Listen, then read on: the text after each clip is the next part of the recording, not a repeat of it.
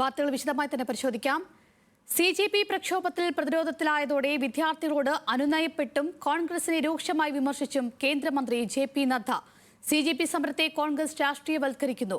വിദ്യാർത്ഥികൾ ഉന്നയിച്ച വിഷയങ്ങളിൽ പാർലമെന്റിൽ എത്ര നേരം വേണമെങ്കിലും സർക്കാർ ചർച്ചയ്ക്ക് തയ്യാറാണ്. കേരളമടക്കമുള്ള സംസ്ഥാനങ്ങളിലും ചോദ്യപേപ്പർ ചോർന്നിട്ടുണ്ട്. രാഹുൽ ഗാന്ധി എല്ലാം കാണുന്നില്ലെന്നും JP നദ്ദ പറഞ്ഞു. सिलेक्टिव क्यों है? Why are you so selective?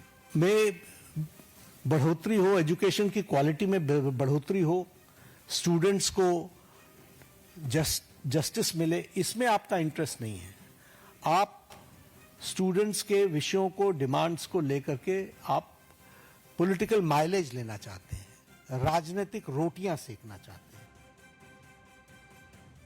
ആശുപത്രിയിൽ നിന്ന് വീഡിയോ സന്ദേശവുമായി സോനം വാങ്ചുക് രംഗത്തെത്തി. സർക്കാർ സംയമനം പാലിക്കണം. പ്രതിഷേധിക്കുന്ന വിദ്യാർത്ഥികൾക്കെതിരെ ബലപ്രയോഗം നടത്തരുത്. വിദ്യാർത്ഥികൾക്ക് നേരെ പ്രതികാര നടപടികൾ ഉണ്ടായില്ലെങ്കിൽ നിരാഹാരം അവസാനിപ്പിക്കാമെന്നും വാങ്ചുക് പറഞ്ഞു. मैं सरकार से विनती करता हूं कि वो और ऐसे ताकत बल का प्रयोग न करें बच्चों पर. और दूसरी बात, उन पर आरोप और FIR जिससे कि उन्हें सताया जा सके जेल या पुलिस द्वारा, ये न करने की मुझे आश्वासन चाहिए. उनकी बातों का इज्जत करते हुए अनशन आज ही तोड़ूंगा. അതേസമയം സോനം വാങ്ചുക്കിനെ കാണുന്നതിൽ നിന്ന് പ്രതിപക്ഷ MPമാരെ പോലീസ് തടഞ്ഞു. ഗുരുഗ്രാമിലെ ആശുപത്രിക്ക് മുന്നിൽ പ്രതിഷേധമുണ്ടായി. വിവരങ്ങളുമായി നമ്മോടൊപ്പം ഷബ്നയാണ് ചെയ്യുന്നത്. ഷബ്ന, ഇപ്പോൾ രാജ്യത്തിനകത്തും പുറത്തുമൊക്കെ വലിയ രീതിയിൽ സംസാര വിഷയമാവുന്ന വലിയൊരു പിന്തുണ ലഭിക്കുന്ന ഒരു പ്രതിഷേധമായി മാറിയിരിക്കുകയാണ് CGPയുടെ ഈ പ്രതിഷേധം. അങ്ങനെ നോക്കുമ്പോൾ ഇന്ന് രാഹുൽ ഗാന്ധി അടക്കം ഇതിനെതിരെ വ്യക്തമായ തെളിവുകൾ സഹിതമാണ് രംഗത്ത് വന്നിരിക്കുന്നത്. അതായത് ഈ ഡൽഹി പോലീസിന്റെ ലാത്തി ചാർജ് അടക്കം അത് എത്രത്തോളം ക്രൂരമായിരുന്നു എന്ന് തെളിയിക്കുന്ന രീതിയിലാണ് കാര്യങ്ങൾ വന്നത്. ഇപ്പോൾ സോനം വാങ്ചുക്കിന്റെ പ്രതികരണം കൂടി അതിൽ വരികയാണ്. എന്താണ് ഇനി തുടർ നടപടികൾ അല്ലെങ്കിൽ തുടർ തീരുമാനങ്ങൾ എങ്ങനെയാണ് CGPയുടേത്?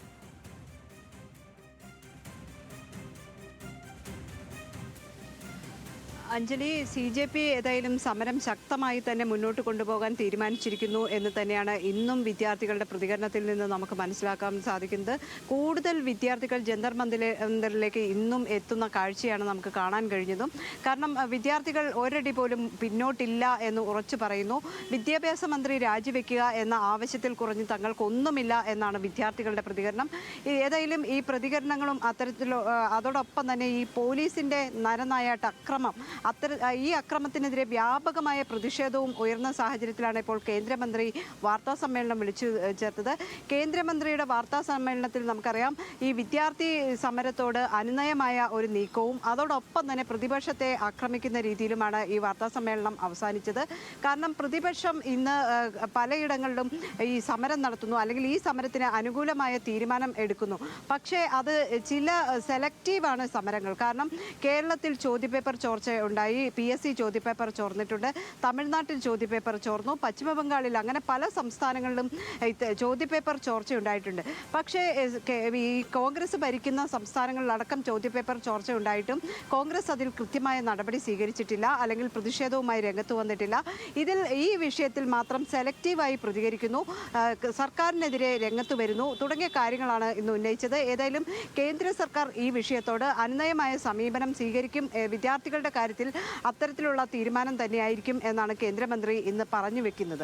അതോടൊപ്പം തന്നെയാണ് അഞ്ജലി നേരത്തെ സൂചിപ്പിച്ചതുപോലെ വാങ്ചുക്കിന്റെ വീഡിയോ സന്ദേശം ഇന്ന് പുറത്തു വരുന്നത്. പ്രതിപക്ഷ നേതാക്കളെ ഇന്ന് ഈ ആശുപത്രിയിൽ കാണാനെത്തിയപ്പോൾ തടയുന്ന സാഹചര്യമുണ്ടായി. ആശുപത്രിക്ക് വെളിയിൽ അത് ഒരു പ്രതിഷേധത്തിന് കാരണമാകുകയും ചെയ്തിരുന്നു. ഈ സ്വകാര്യ ആശുപത്രിയിലേക്ക് മാറ്റണം എന്ന ഭാര്യ നിയമപോരാട്ടം നടത്തിയാണ് ഇന്നലെ ഇപ്പോൾ അത്തരത്തിൽ ആശുപത്രിയിലേക്ക് മാറ്റുകയൊക്കെ ചെയ്തത്. ഇന്നിപ്പോൾ അദ്ദേഹത്തെ അദ്ദേഹത്തിൻ്റെ പ്രസ്താവനയായി അല്ലെങ്കിൽ വീഡിയോ ആയി പുറത്തു വരുന്നത് ഏതായാലും ഈ ബലപ്രയോഗം സംബന്ധിച്ച്, അതായത് പോലീസിൻ്റെ ഈ അട്രോസിറ്റി സംബന്ധിച്ച് കൃത്യമായ നടപടികൾ സ്വീകരിച്ചാൽ അല്ലെങ്കിൽ പോലീസ് ഈ രീതിയിൽ പ്രവർത്തിക്കാതിരുന്നാൽ നിരാഹാരം അവസാനിപ്പിക്കാം എന്നാണ് അദ്ദേഹം പറയുന്നത്. ഏതായാലും ഇന്നും വളരെ ശക്തമായി തന്നെയാണ് ജന്തർ മന്ദിറിൽ ഈ സമരം മുന്നോട്ട് പോകുന്നത്. കൂടുതൽ സ്ഥലങ്ങളിൽ നിന്ന് കൂടുതൽ വിദ്യാർത്ഥികൾ എത്തുന്നു. നാളെയും ഇത് തുടരും എന്ന് തന്നെയാണ് നമുക്ക് മനസ്സിലാക്കാൻ സാധിക്കുന്നത്. തീർച്ചയായും ഷബ്ന, എന്തായാലും വരും ദിവസങ്ങളിലും സമരം കടുക്കുമെന്ന് തന്നെ വേണം മനസ്സിലാക്കാൻ. ഷബ്നയാണ് വിവരങ്ങൾ നൽകിയത്.